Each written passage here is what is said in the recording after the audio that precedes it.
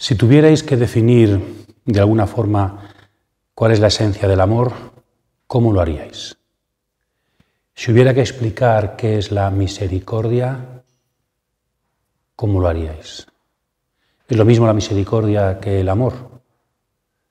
Jesús de Nazaret contó una parábola, muchas, pero sobre todo una. Si hablamos de misericordia en la Biblia, nos vamos a la parábola del Hijo Pródigo. Ahí Jesús ha explicitado, quizá como nadie en la historia, lo que es la esencia del amor y de la misericordia. Y lo hizo para explicarnos por qué actuaba como actuaba. Vamos hoy a reflexionar sobre la parábola del Hijo Pródigo, sobre cómo la Biblia, Jesús de Nazaret, intenta explicarnos e implicarnos en los caminos de la misericordia. Bienvenidos.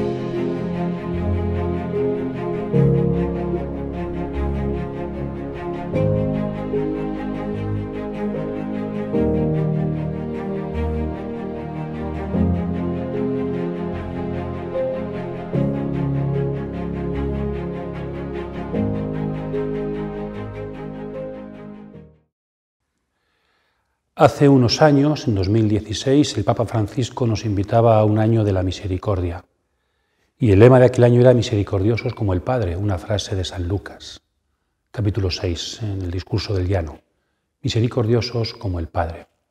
Y misericordia es uno de los nombres de Dios, quizá el nombre esencial de Dios. También tiene el Papa un libro con esta frase, ¿no? La misericordia es el nombre de Dios. Tenemos una dimensión vertical, el Padre es misericordioso con nosotros, que Él nos invita a compartir con los demás. Tenemos también que ser misericordiosos con el prójimo. Esta dimensión horizontal de la misericordia que compartimos, que es en segundo lugar, la profundizamos con el capítulo 10 en la parábola del buen samaritano. Para explicar la dimensión vertical, la dimensión originaria de la misericordia, como el Padre es fuente de misericordia con todos, el mejor texto es la parábola del Hijo Pródigo, en el capítulo 15 del Evangelio según San Lucas, que es lo que hoy os invitamos a meditar. Para empezar, podríamos preguntarnos cuál sería el título más conveniente para esta parábola. Siempre se ha conocido como parábola del Hijo Pródigo. Otros prefieren hablar más del protagonismo del Padre, parábola del Padre misericordioso. ¿Quién es más protagonista, el Hijo o el Padre? Otros, en cambio, prefieren hablar de la parábola de los dos hijos, porque también es importante la perspectiva del hijo mayor. ¿Cuál os parece el mejor nombre? Porque poner nombre a un relato es también comprender ese relato. Espero que al final de este vídeo pues también digamos cuál creo yo que es el nombre más adecuado desde mi comprensión actual de esta parábola.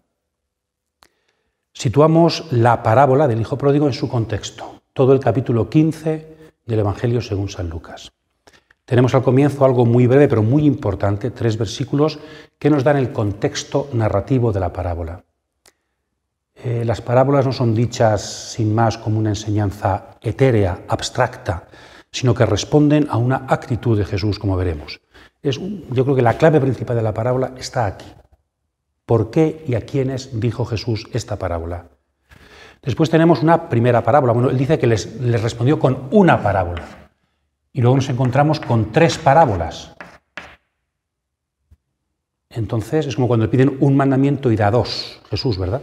Aquí con una parábola le responde. Eso nos quiere decir que las 3 parábolas forman una gran parábola y por tanto hay que interpretarlas de forma conjunta, relacionada.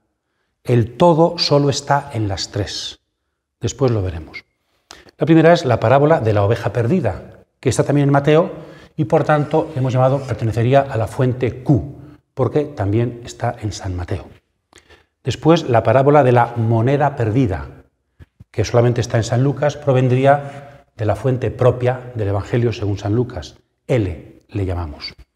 Y después le hemos puesto, por seguir un poco la trayectoria, otro posible título, la parábola de la oveja perdida, moneda perdida, la parábola del hijo perdido, que es mucho más larga, hay aquí una gran asimetría. Estas son pues más o menos iguales de largas y en cambio aquí hay una muchísima más extensión. También en esto nos dice algo narrativamente.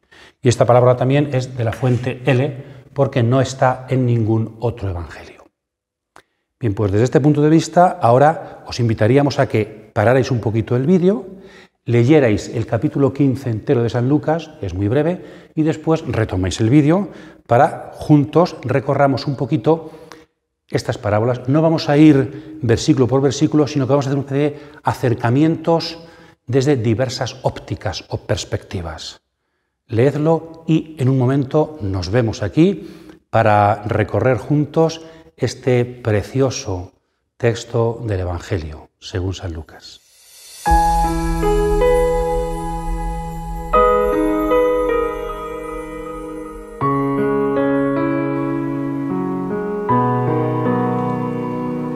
Estando él todavía lejos, lo vio su padre y se conmovió. Corrió, se echó a su cuello y le besó efusivamente. El hijo le dijo: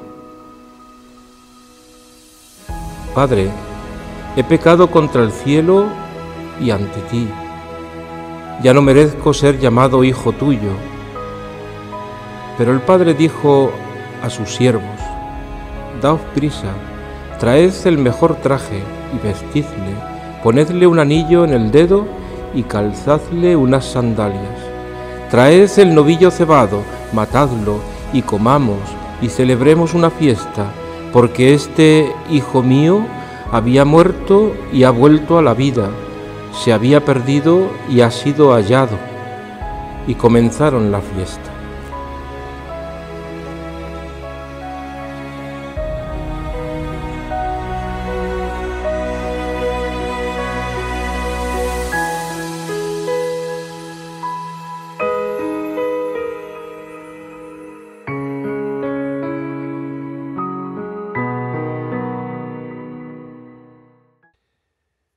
Vamos entonces a acercarnos a la parábola del hijo pródigo desde distintas perspectivas, ¿no? Como si estuviéramos lejos y pusiéramos un telescopio o un microscopio para ir mirando por dentro esta parábola.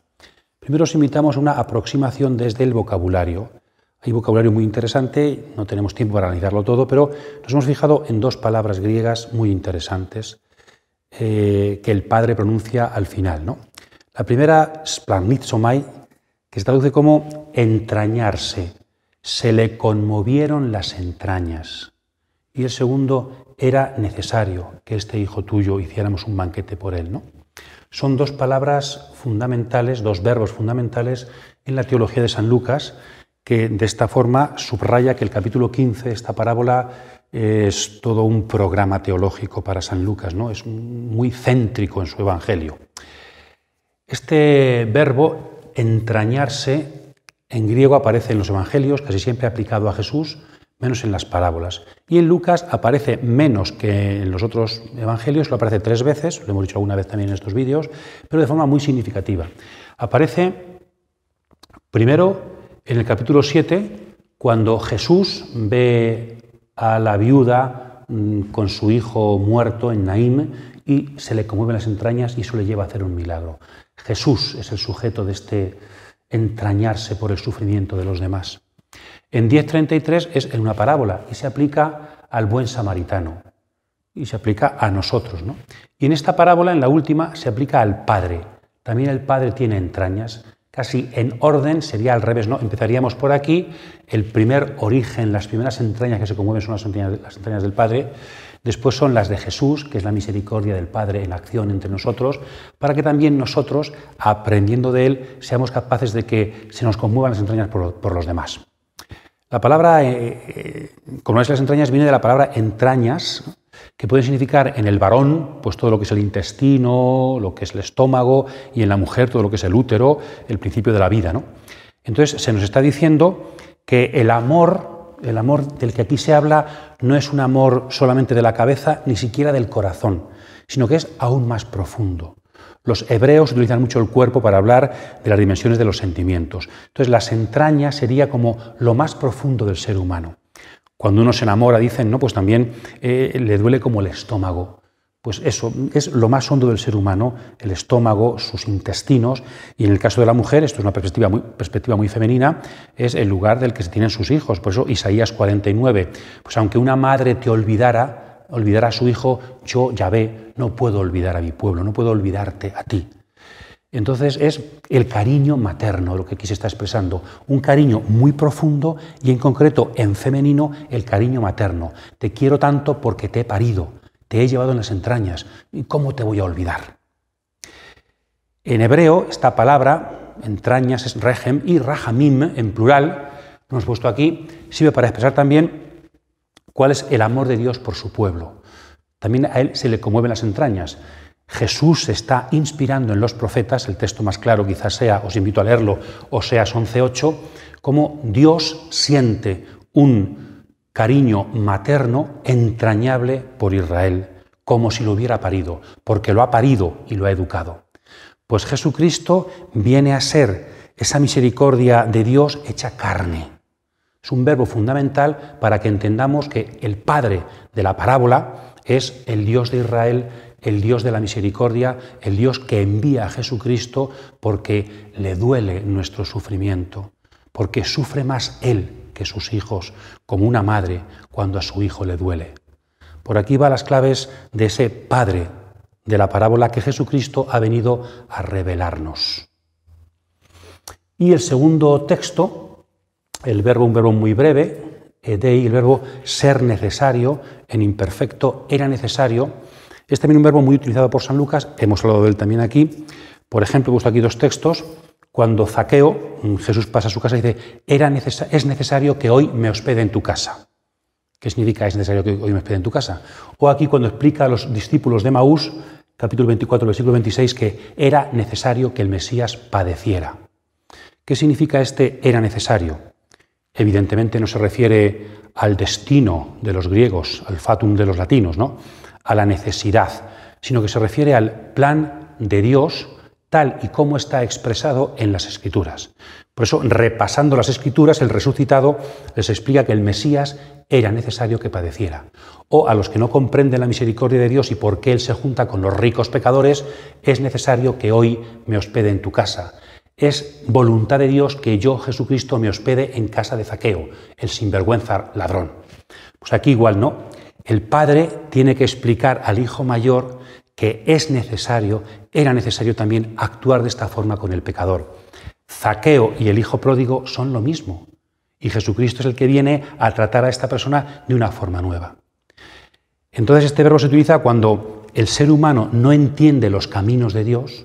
¿Cómo es posible que Dios actúe de esta forma? Pues Jesucristo viene a explicarnos esos misteriosos caminos de Dios, que tienen que ver con cómo es que la cruz forma parte, la derrota del Mesías forma parte del plan de Dios. ¿Cómo es posible que acercarse a los sinvergüenzas, a los pecadores, a los que no lo merecen, esa aparente injusticia, cómo puede ser que eso forme parte del plan de Dios? Pues Jesucristo viene a realizar ese plan de Dios y a explicar ese plan de Dios, porque quiere que lo entendamos para que lo compartamos. Tenemos, por tanto, una misericordia misteriosa que nos tiene que ser explicada como parte del plan de Dios para que también nosotros nos incorporemos a ella y nos alegremos viendo cómo actúa nuestro Dios, que es Padre, que es Madre, que tiene esos grandes sentimientos por aquellos a quienes ha creado.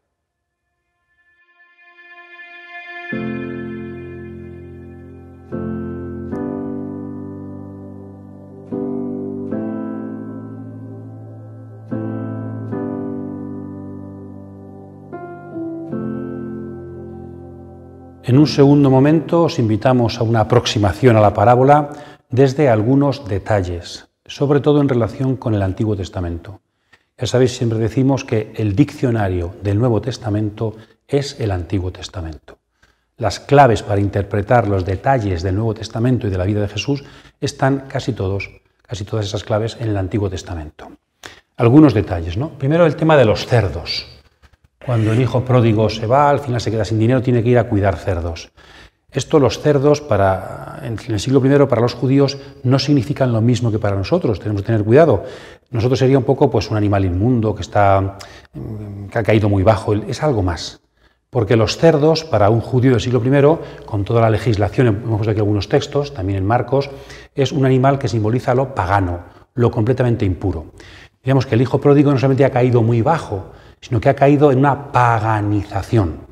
Ha quedado fuera del hogar, que es fuera del pueblo de Israel. Ya no es un israelita. Se ha paganizado, mundanizado completamente.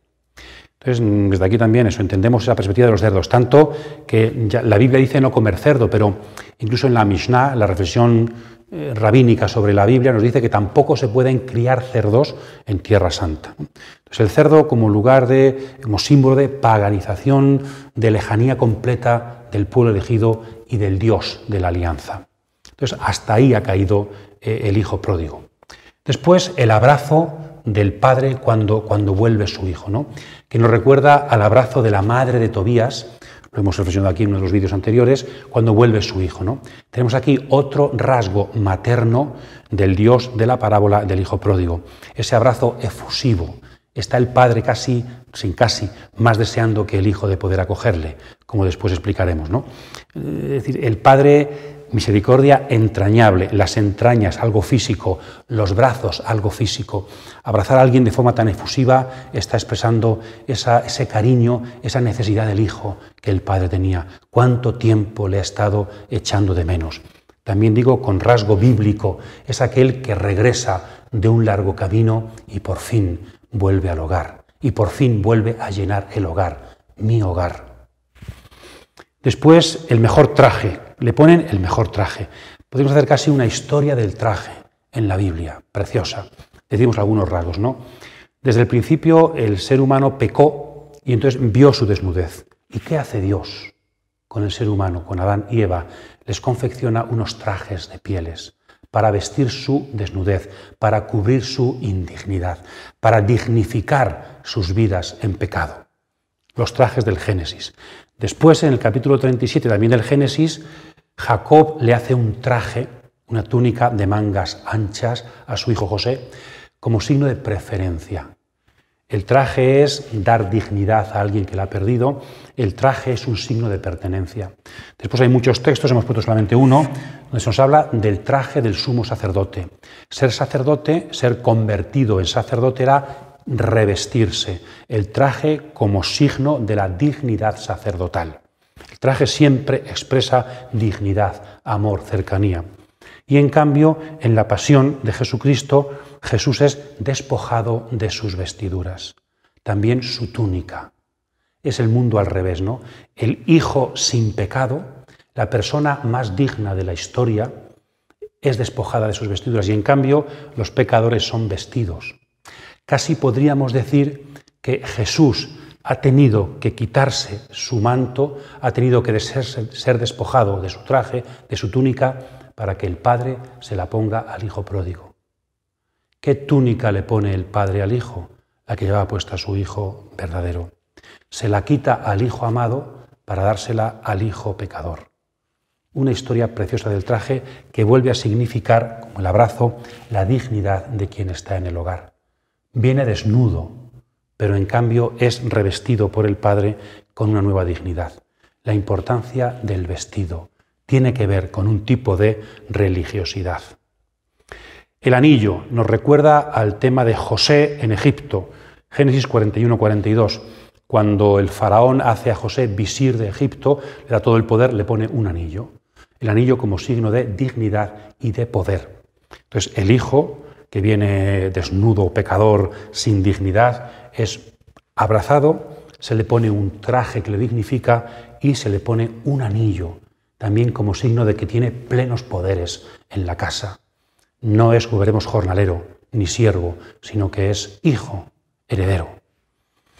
Las sandalias van en el mismo sentido. Uno está descalzo, desnudo también. Ponerle las sandalias es llenarle de dignidad. Aquí creo que es muy importante recurrir a la vocación de Moisés. Cuando en el monte Horeb, en el monte Sinaí, Moisés se acerca a la zarza, Dios le dice: cuidado, el terreno que pisas es terreno sagrado, descálzate. Moisés, el personaje más importante del Antiguo Testamento, cuando se acerca a Dios, tiene que descalzarse. El hijo pródigo, sin vergüenza, cuando se acerca al Padre, es calzado. El mundo al revés, otra vez, ¿no? Cuando nos acercamos a Dios, somos tan indignos que tenemos que descalzarnos.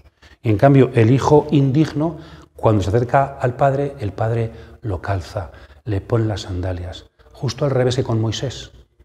Está dignificando plenamente al pecador. Este texto adquiere una mayor densidad si lo interpretamos desde ese descalzamiento de Moisés. O también en las sandalias, poner sandalia, como explicamos en el libro de Ruth, significa posesión de un sitio, o también aceptar como mujer a una mujer que ha quedado viuda. Es también un signo de eso, de propiedad, de aceptación de una responsabilidad. Entonces, el anillo y las sandalias son el hijo también es propietario de esta casa. Es digno más que Moisés y es propietario de esta casa. Puede pisar con sus sandalias los caminos, las habitaciones de este hogar. Y por fin, el novillo cebado, que estaba ahí preparado para la fiesta principal y ahora al padre no solamente no le importa, sino que disfruta todo lo mejor que tiene para este hijo que acaba de regresar, para este pecador que le abandonó y ha malgastado su fortuna. El novillo. Nos recuerda también a Génesis, capítulo 18, cuando Abraham recibe a tres personajes divinos, tres ángeles, Dios, ¿verdad? Y le dedica su mejor novillo. Solo que aquí es al revés. No es Abraham feliz de que Dios le visita, sino Dios feliz de que su hijo regresa. La palabra novillo, no estoy seguro, pero tal vez podría tener matices sacrificiales. Como decíamos con el toro de San Lucas, ¿os acordáis, verdad? El novillo es el animal que se ofrece en sacrificio. Si aquí hubiera, no lo sé, si hubiera una referencia sacrificial, sería también el mundo al revés. ¿Qué hace el ser humano en el templo ante Dios? Ofrecerle a Dios el mejor novillo. Aquí es al revés. Aquí es Dios quien ofrece al pecador su mejor novillo. Otra vez el mundo al revés, siempre Dios dándolo todo por el pecador.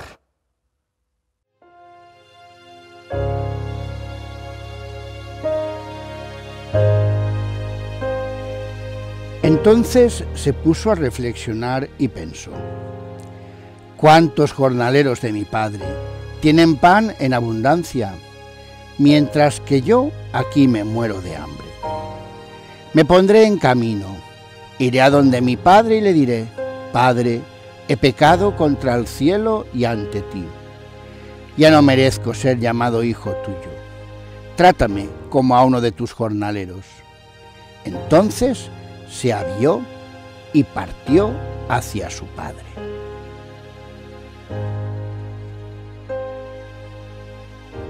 Os invitamos a continuación a fijaros en unos personajes secundarios. Dos tipos de personajes, ¿no? Los jornaleros, los siervos, y los amigos. Los jornaleros sirven para expresar sobre todo la diferencia entre los que son siervos, mediadores, y los que son hijos, esa diferente dignidad. De hecho, el hijo empieza siendo hijo, pero se va de casa y acaba siendo un jornalero en tierra extraña que no tiene que llevarse a la boca. Y por eso decide volver y ser un jornalero de su padre, porque le iría mejor si fuera jornalero. O sea, sabe que no merece ser hijo y que vuelve a ser jornalero. Jornalero en tierra extraña o siervo en casa. Entonces, quiere ser un siervo y eso ya es mucho para él. Pero en cambio el padre lo trata como a hijo y los jornaleros del padre, los siervos, están a su servicio, ¿no? Entonces sirven para eso, subrayar la dignidad del hijo con su hermano, el hijo mayor, frente a los siervos que siempre están en casa. Él, aunque ha ejercido de siervo en tierras lejanas, aquí en casa no es un siervo, es hijo. También sería importante preguntarnos a veces, ¿no? Cuando nosotros hemos caído lejos de casa y hemos caído en no sé qué pecados y en no sé qué oscuridades, no nos damos cuenta de que somos hijos. Aunque ejerzamos de siervos, no somos siervos. No os llamo siervos, dice Jesús, Juan 15, os llamo amigos. Somos hijos de Dios, dice 1 Juan. Entonces, eso, estemos donde estemos, no olvidemos que somos hijos. Y por eso, aunque no merezcamos ser tratados como hijos, por lo que hemos hecho, somos hijos. Y el Padre está esperando para abrazarnos. No somos siervos. Y después los amigos que aparecen en las tres parábolas. En la parábola de la oveja perdida, cuando el pastor recupera la oveja, junta a sus vecinos y a sus amigos para alegrarse. La mujer que pierde la moneda y la encuentra también junta a las amigas y vecinas para alegrarse. Y también aquí aparecen los amigos. En mis amigos, dice el hijo mayor, nunca me diste un banquete con ellos. Ahora sí se da este banquete y es invitado el hijo mayor. Es decir, los amigos sirven para expresar como la alegría del que recupera la oveja, de la que recupera la moneda y sobre todo del padre que recupera al hijo. Son parábolas de la alegría que celebra una fiesta, ¿no? Los amigos son aquellos que comparten con nosotros nuestras grandes alegrías.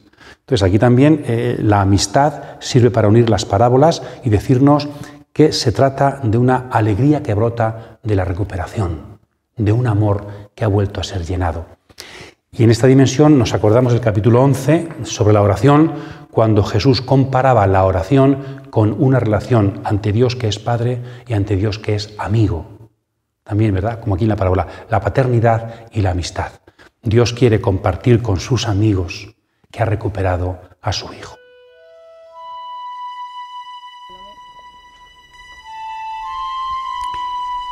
Todos los publicanos y los pecadores se acercaban a él para oírle. Los fariseos y los escribas murmuraban: «Este acoge a los pecadores y come con ellos». Entonces les dijo esta parábola: ¿Quién de vosotros, si tiene 100 ovejas y pierde una de ellas, no deja las 99 en la estepa y va a buscar la que se perdió hasta que la encuentra? Y cuando la encuentra, se la pone muy contento sobre los hombros. Luego, al llegar a casa, convoca a los amigos y vecinos y les dice: «Alegraos conmigo, porque he hallado la oveja que se me había perdido». Os digo que, de igual modo, habrá más alegría en el cielo por un solo pecador que se convierta que por 99 justos que no tengan necesidad de conversión.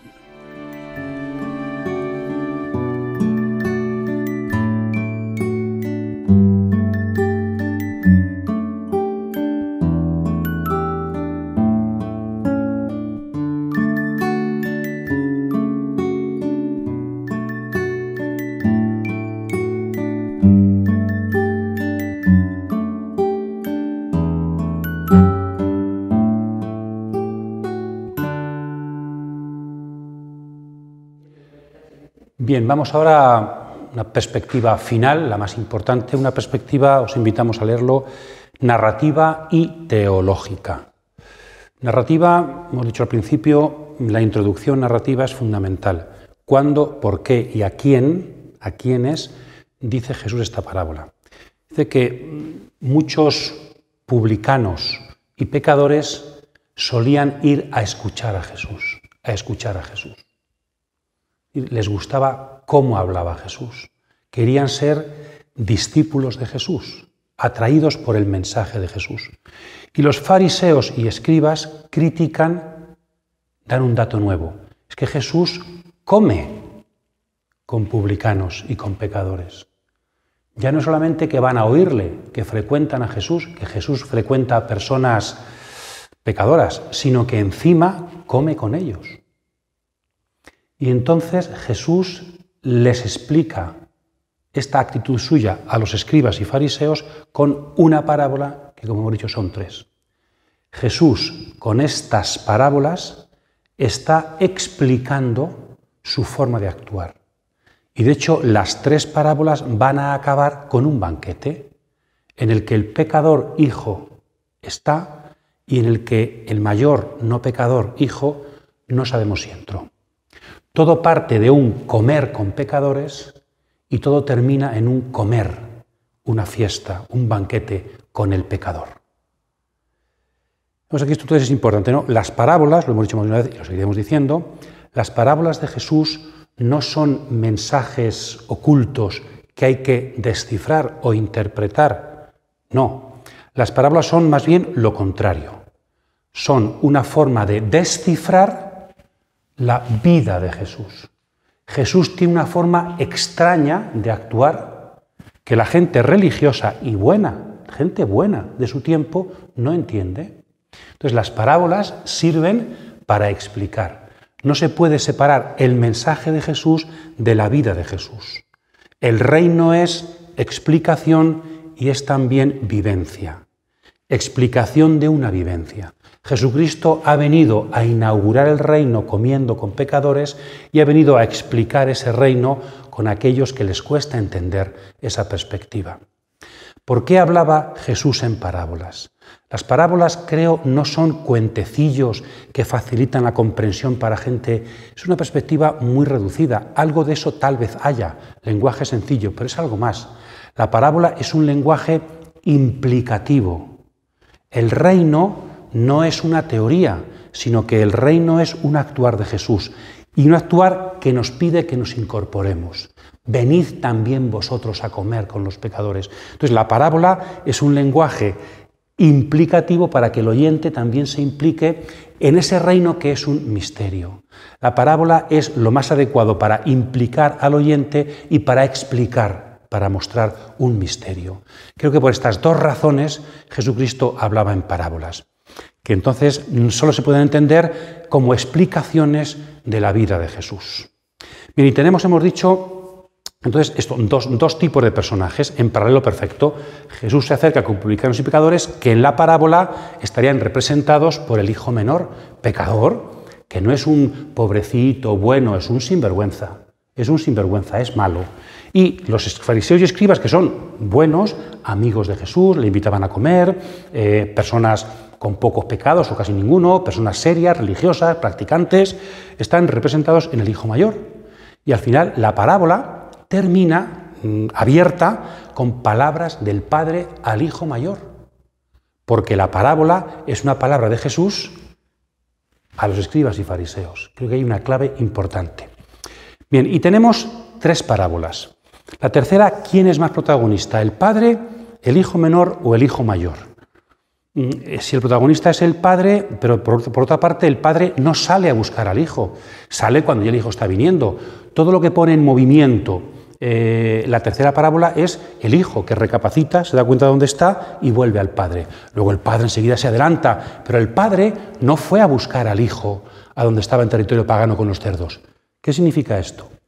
Pues creo que se explica desde lo siguiente. Tenemos una parábola con tres momentos, con tres parábolas. La primera parábola y la segunda, la oveja perdida y la moneda perdida, sirven para subrayar la iniciativa de Dios, la iniciativa de aquel que ha perdido algo. Es decir, el pecador es la oveja perdida, el pecador es la moneda perdida. ¿Quién pierde más, la oveja o el pastor? El pastor. ¿Quién pierde más, la moneda o la mujer? La mujer. ¿Quién pierde más, el pecador o Dios? Dios. De hecho, también en las tres parábolas hay una especie de increscendo hasta en el nivel de la simbología. La primera parábola es del ámbito del trabajo, el campo. 100 ovejas, el trabajo, se pierde una. La segunda parábola es más íntima, es el hogar, la mujer. Ya no es el pastor que trabaja, sino que es la mujer en su casa. Y la tercera pasa al ámbito humano, el hijo. Hay también esto, yo creo, una ligazón entre las parábolas, un increscendo de intimidad. Entonces, la tercera parábola llega cuando se han explicado, se han dicho las primeras. En la primera y en la segunda se subraya la iniciativa de Dios que busca al pecador, como el pastor y como la mujer. Cuando ha quedado clara esa iniciativa, ahora se subraya la respuesta del pecador, porque el pecador no es oveja, no es moneda, sino que es persona y también tiene que implicarse. Es verdad que Dios nos busca porque es el que más pierde cuando un pecador se aleja. Dos primeras parábolas. Pero también es verdad que el pecador tiene libertad y está llamado a convertirse. De hecho, en la primera parábola, en la de la oveja perdida, San Lucas, es de la fuente Q, añade un matiz a San Mateo, y es ese de la conversión, ¿no? Por un solo pecador que se convierta. Porque para Lucas es importante la perspectiva de la libertad humana, la conversión. Y aquí viene la tercera parábola. Por eso el padre no hace falta que vaya a buscar al hijo a territorio pagano, porque ya se ha subrayado esa iniciativa de Dios en las dos primeras parábolas. La tercera quiere subrayar la perspectiva del hijo menor y la libertad, y esa capacidad de recapacitar para volver, ponerse en camino al Padre. Jesucristo también ha venido a despertar nuestras conciencias de pecadores. No solamente decirnos Dios es bueno y basta. No, porque Dios es bueno y os quiere arrabiar, despertad, poneos en camino, implicad vuestra libertad en el misterio de la misericordia. Implicad vuestra libertad en el misterio de la misericordia de Dios. La parábola del hijo pródigo. Yo creo que aquí entendemos bien, entonces, leyéndolas juntas, cómo va unida la primera iniciativa de Dios, que es lo principal, pero también la importancia de la respuesta del pecador, de la conversión, del recapacitar, de darme cuenta dónde he llegado y quién soy, para que eso haga posible que me ponga en camino, para, si Dios quiere, recuperar mi dignidad. Dios sale a buscar a la oveja perdida, la mujer sale y barre para buscar la moneda perdida. El pecador también sale y se pone en camino para buscar el hogar que un día perdió. Y después la perspectiva del hijo mayor. La parábola podría haber terminado con todos en el banquete. Ya igual que la moneda ha sido recuperada, que la oveja perdida ha sido recuperada, el hijo ha sido recuperado. Pero en cambio esta parábola se amplía, es mucho más larga, hay una asimetría importante, es la parábola más importante. Y la perspectiva del hijo mayor no es un añadido, sino que es una de las claves de la parábola. Es la parábola de los dos hijos. El Padre misericordioso sí, pero los dos hijos. ¿Es importante el mensaje a los pecadores de esta parábola? Sí, pero también es importante, yo creo que más, el mensaje al hijo mayor. Así acaba la parábola. Y al principio, recordemos, es una parábola dicha a los escribas y fariseos. El padre ha salido de casa 2 veces. La primera para acoger al hijo pecador que vuelve y abrazarle y darle la dignidad. Pero mientras el banquete está desarrollándose, tiene que salir una segunda vez a la puerta de casa, a la puerta del hogar, para intentar convencer al hijo bueno, al hijo hogareño, al hijo de la casa, para que entre en el hogar, porque él no entiende. Le parece una injusticia por parte del padre que perdone a su hijo sin más. Es muy bonito el diálogo cuando dice, ese hijo tuyo que ha desgastado todo tú, ¿cómo haces esto con él? Y el padre le contesta, ese hermano tuyo.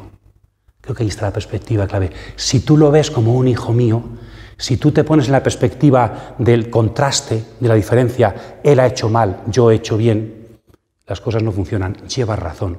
En una perspectiva de hermanos y justicialista, pues llevas razón. Pero si te pones en mi perspectiva, serás feliz.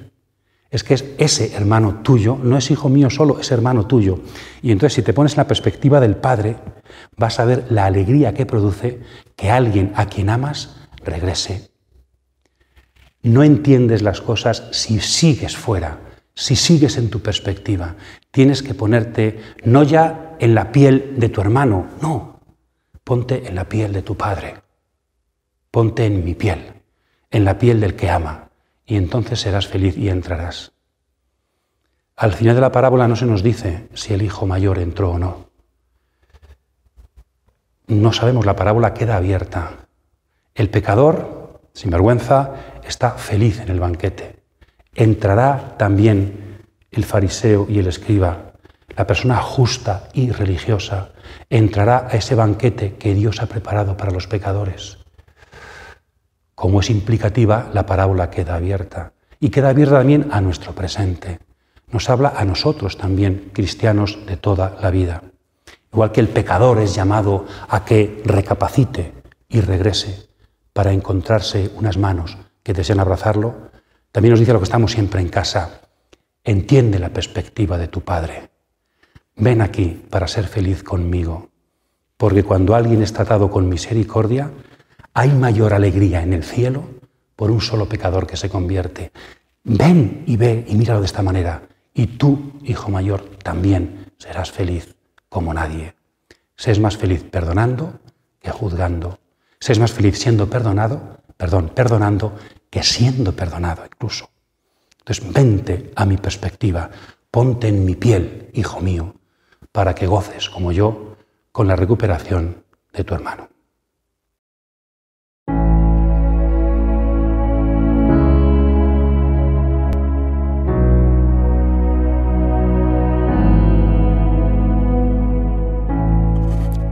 El padre le dijo al hijo mayor, «Hijo, tú estás siempre conmigo y todo lo mío es tuyo, pero era necesario celebrar un banquete y alegrarse, porque este hermano tuyo estaba muerto y ha revivido, estaba perdido y lo hemos encontrado. Parece que Dios quiere decirnos: venid y entrad, dejadme que se obre el milagro de la misericordia en medio de las tinieblas del pecado. Dejadme que triunfe la persona, que resplandezca la luz. Dejad que Dios sea feliz con sus criaturas, que el Padre goce con todos sus hijos. En el banquete del reino cabemos todos y tenemos que dejar que entren con preferencia los últimos, los pecadores. Entonces seremos más felices, cautivados por la palabra que siempre nos desborda. Y vamos aprendiendo a vivir las claves de Jesucristo, que es la palabra hecha misericordia para transformar nuestras vidas. Feliz semana a todos.